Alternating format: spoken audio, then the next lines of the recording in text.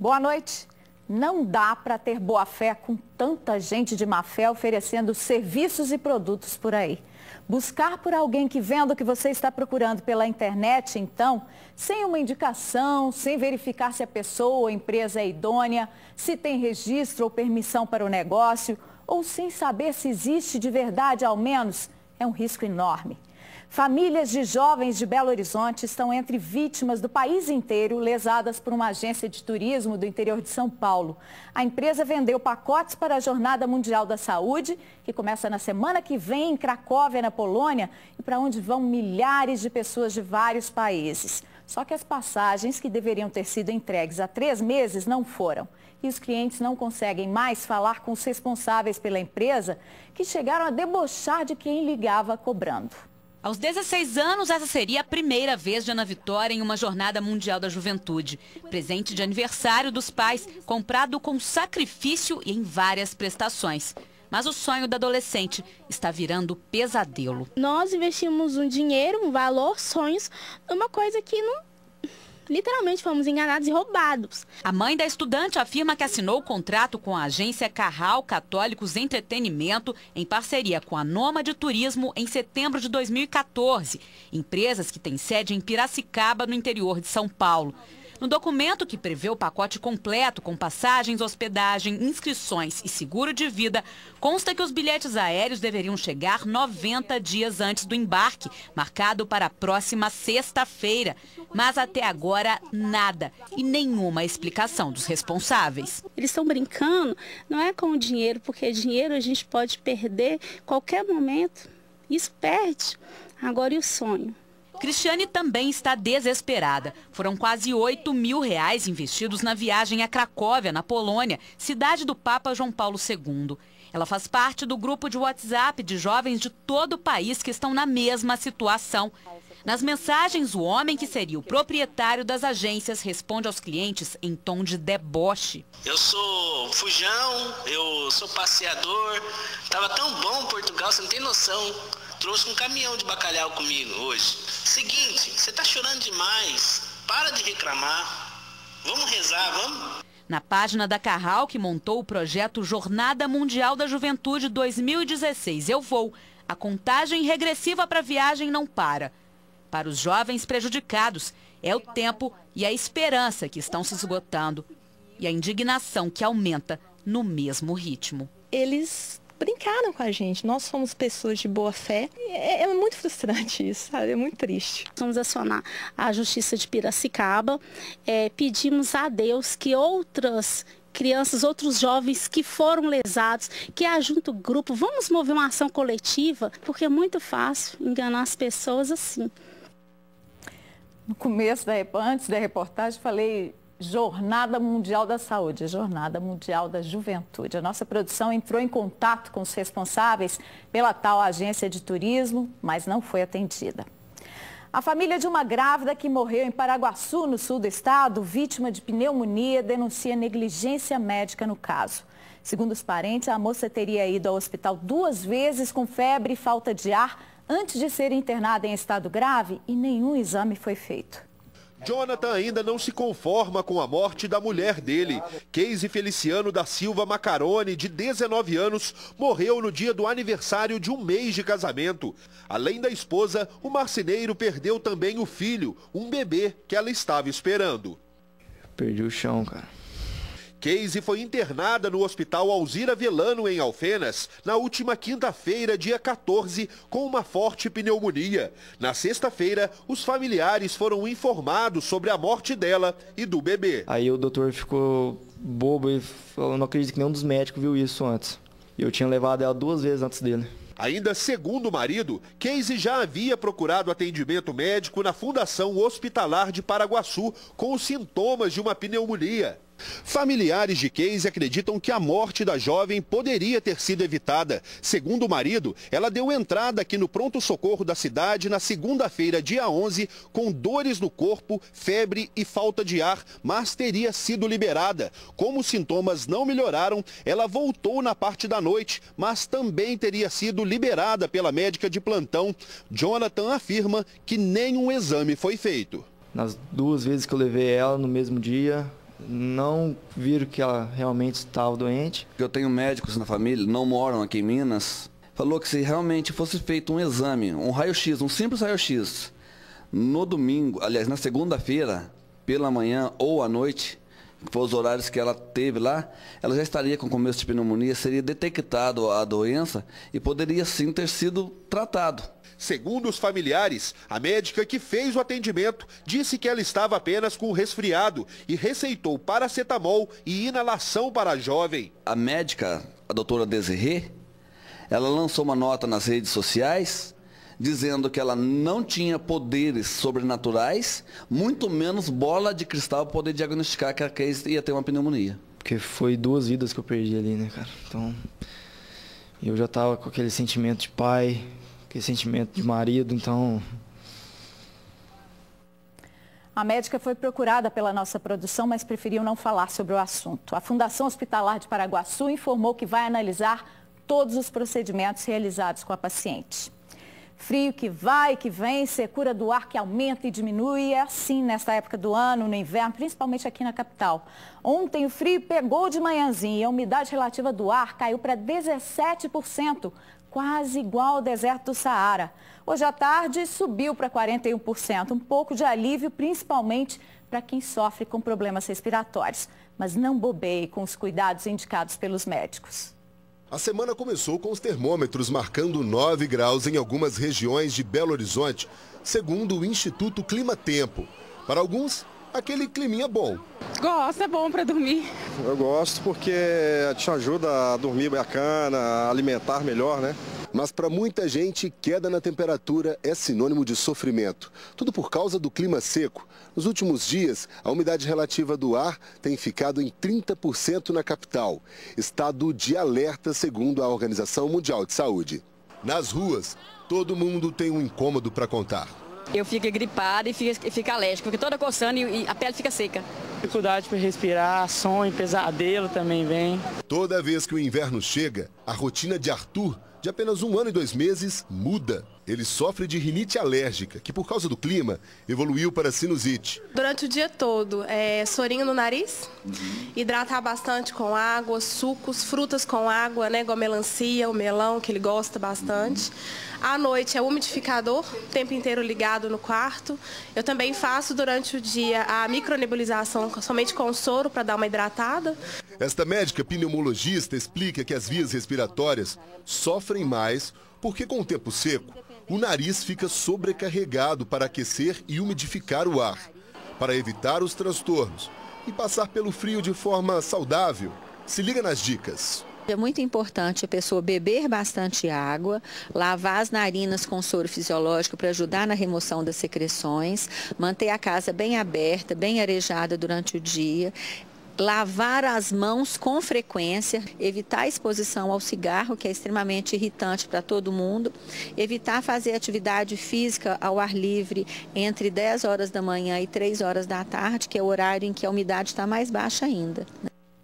Amanhã pode melhorar, porque há previsão de chuva. Veja agora no mapa do tempo desta quarta em Minas.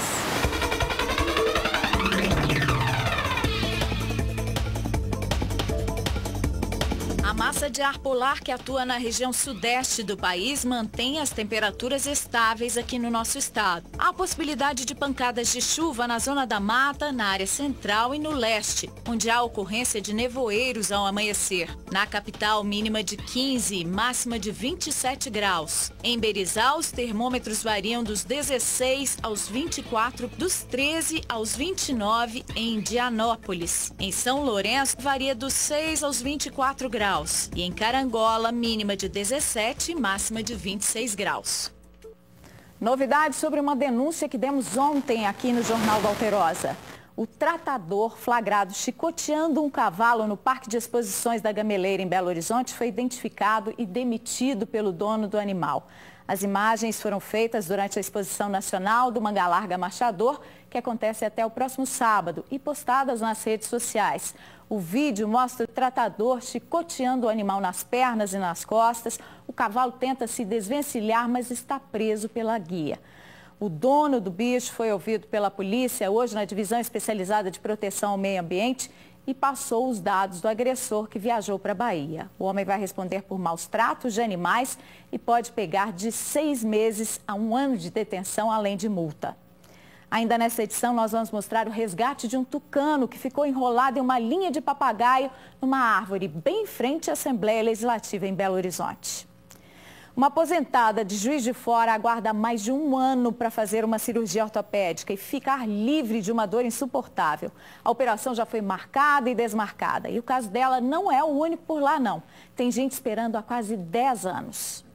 As dificuldades da Dona Maria Aparecida começam ainda em casa. O problema é que para subir e descer, ela enfrenta muitas dores na perna direita. É uma dor que parece que está te enfiando, que está te rasgando a virilha, entendeu? Que está te enfiando uma furadeira. Segundo os médicos, uma artrose avançada na cabeça do fêmur é a responsável pelas dores insuportáveis que a aposentada sente. Ainda de acordo com os especialistas, a paciente precisa fazer uma artroplastia total do quadril.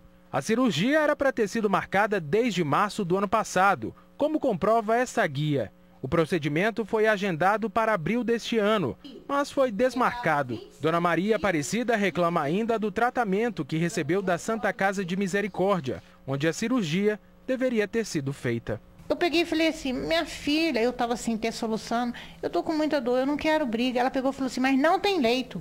E a falta de educação, né? Poxa, eu sou um ser humano, eu tô com dor. Você acha que eu vou querer internar por brincadeira? A Ouvidoria de Saúde informou que faltam profissionais credenciados no Sistema Único de Saúde para executar esse tipo de cirurgia. O resultado está na demora que pacientes como a Dona Maria Aparecida precisam enfrentar. Se na urgência nós temos uma demanda reprimida, quiçá na área letiva, que é o caso dela. O nosso maior dificultador é a falta do profissional cirurgião. O item número 1 na colocação dos médicos é que o salário é muito baixo, que não atrai a categoria a operar pelo Sistema Único de Saúde. A ouvidora de saúde disse que há casos em que pacientes estão aguardando há 1 década por uma cirurgia na rede pública de saúde em Juiz de Fora. Tem gente há quase 10 anos esperando uma cirurgia ortopédica e não consegue ela, nem na urgência e nem de forma eletiva, que é o caso dela. Sobre o atendimento dado por uma funcionária da Santa Casa de Misericórdia, a ouvidora garantiu que a prática vai ser investigada. Uma carreta que despencou de um viaduto em cima de uma ferrovia em Oliveira, no centro-oeste do estado, nessa segunda, ainda não foi retirada do local. A linha férrea está interditada. O motorista conseguiu sobreviver. A carreta, carregada com 24 toneladas de pó de grafite, caiu deste viaduto da BR-494 em Oliveira, que tem aproximadamente 20 metros de altura. A mureta de proteção do viaduto foi atingida pela carreta, mas não teve a estrutura abalada, segundo os bombeiros. As rodas do veículo ficaram para cima e o lado da cabine onde estava o motorista ficou esmagado. O resgate durou meia hora. Edmilson Silva Costa, de 45 anos, foi levado para o pronto atendimento de Oliveira. Com trauma em membro inferior, trauma em tórax, escoriações diversas e se encontrava consciente. O motorista saiu de Carmo da Mata, cidade a cerca de 15 quilômetros daqui, e seguia para Santos, em São Paulo. Ele passou naquele radar com limite de velocidade de 40 quilômetros por hora. Mesmo devagar, ele perdeu o controle da direção ao fazer esta curva. Provavelmente a carga estava um pouco mal acondicionada, acredito que possa ser isso, e ela pendeu para a direita, vindo a cair passando sobre a mureta do viaduto da linha férrea e atingindo um abismo aqui. A carreta ficou em cima dos trilhos da ferrovia. O combustível vazou. Por causa do risco de explosão, a área foi interditada e os bombeiros vão permanecer no local com este caminhão autobomba com capacidade para 5.000 litros d'água. Bem próximo ao acidente tem esta mina e os moradores temem que a água seja contaminada com combustível. A carreta que tombou ali é contaminar a nossa água. Isso não pode acontecer. O motorista sofreu uma lesão na clavícula, mas se recupera bem. E em Belo Horizonte, 2 pessoas ficaram feridas em um acidente envolvendo 4 carros nessa manhã na Via Expressa, no bairro Calafate. O motorista que provocou a batida teria passado mal ao volante. O Gol seguia no sentido Belo Horizonte-Contagem. O veículo só parou depois de bater em cheio no poste. Ficou com a frente bem danificada. O motorista foi protegido pelo airbag. Ele não quis ser identificado. De acordo com a polícia, o homem perdeu o controle da direção, esbarrou em um ônibus e, na sequência, bateu neste Siena. 2 pessoas que estavam dentro do carro ficaram levemente feridas. Depois, o Gol atingiu em cheio este Uno, que quase caiu no Ribeirão Arrudas. Estou vindo na pista do meio, né? Quando ouvi a batida na lateral do carro, o carro desgovernou, bateu na mureta, né? Fiquei com medo de cair lá dentro. Meu Deus, não, deixa eu cair aqui dentro do Rio Arruda, né? Aí o carro de lá, desgovernado, veio parado do lado de cá. A polícia disse que a versão do motorista que bateu nos outros carros é de que ele passou mal. Nem foi necessário fazer o teste do bafômetro? Positivo, não foi necessário porque ele não apresenta nenhum sintoma de embriaguez. Tudo aconteceu na altura do bairro Calafate. O trânsito ficou lento na região. A PM prendeu 2 mulheres que vendiam atestados médicos e receituários de remédios controlados na Praça 7, em Belo Horizonte. Uma outra mulher foi presa comprando um desses documentos. Os 55 atestados médicos recolhidos na apreensão eram do SUS e de clínicas particulares. Também foram apreendidas algumas notificações de receita. Os documentos, carimbados e em branco, estavam com 2 mulheres na Praça 7 de Belo Horizonte. Ligaram no 190, noticiando aí para a PM que havia 2 senhoras, estas com coletes de... O pessoal que fica ali na Praça 7 vendendo e comprando ouro, que mexe com foto, falando que elas estavam vendendo objetos ilícitos. Efetuada a abordagem, a gente achou os atestados já carimbados, são diversos médicos, termos de notificações e outros documentos médicos que são assim de uso restrito, né? Jamais elas poderiam estar utilizando esse material na rua. Também foram recolhidos cerca de R$2.000 em dinheiro. Um dos atestados estava preenchido por uma jovem de 21 anos, que também foi detida pela polícia. Ela assumiu ter comprado, mas afirmou que não seria na mão das 2 abordadas. Mas a partir do momento que ela assumiu que teria comprado, a gente efetuou a prisão dela também, porque ela também cometeu crime. Está enquadrando elas aí na falsidade ideológica. A partir de hoje, o atestado de antecedentes da Polícia Civil passa a ser emitido nos terminais eletrônicos das UAS, as unidades de atendimento integradas, pela internet e também por aplicativo de celular. Segundo o governo do estado, o cidadão ganha por não ter que enfrentar filas e burocracias pelo custo zero para a emissão, além da comodidade e a rapidez do processo. O atestado emitido por meio eletrônico tem valor jurídico reconhecido da mesma forma. Para retirar o documento, a pessoa pode ir a um dos terminais de autoatendimento nas UAS ou pode acessar a internet e preencher o formulário do site da polícia, pc.mg.gov.br/atestado, ou pode ainda tirar pelo celular por meio do aplicativo MG App, disponível para os sistemas Android e iOS. 2 irmãs idosas morreram carbonizadas em Leandro Ferreira, no centro-oeste do estado. A casa delas pegou fogo na noite passada. As chamas se alastraram rapidamente e, de acordo com os vizinhos, em pouco tempo o teto da casa caiu. 2 irmãs morreram carbonizadas. Maria Geralda da Conceição Lemos, de 74 anos, era obesa e tinha dificuldade de locomoção. E Maria do Carmo Teixeira Lemos, de 62, era deficiente auditiva. Elas moravam com a família, mas estavam sozinhas na hora que o fogo começou. Os bombeiros e a polícia acreditam que o fogo começou nesse quarto, já que foi o cômodo mais destruído pelas chamas. Segundo os parentes, as irmãs tinham o costume de acender vela aqui. Possivelmente elas poderiam estar aí fazendo alguma oração, coisa assim, com alguma vela ou outro produto aí, né? E pode ter causado aí esse incêndio aí. Dona Carolina conta que já tinha orientado as irmãs sobre o perigo de deixar vela acesa. Eu comprei uma velinha dessa que não queima. Falei com a Maria, eu vou te dar essa velinha para você não acender vela aqui dentro de casa. Aí você pode deixar que não tem perigo, né? Aí eu dei ela uma.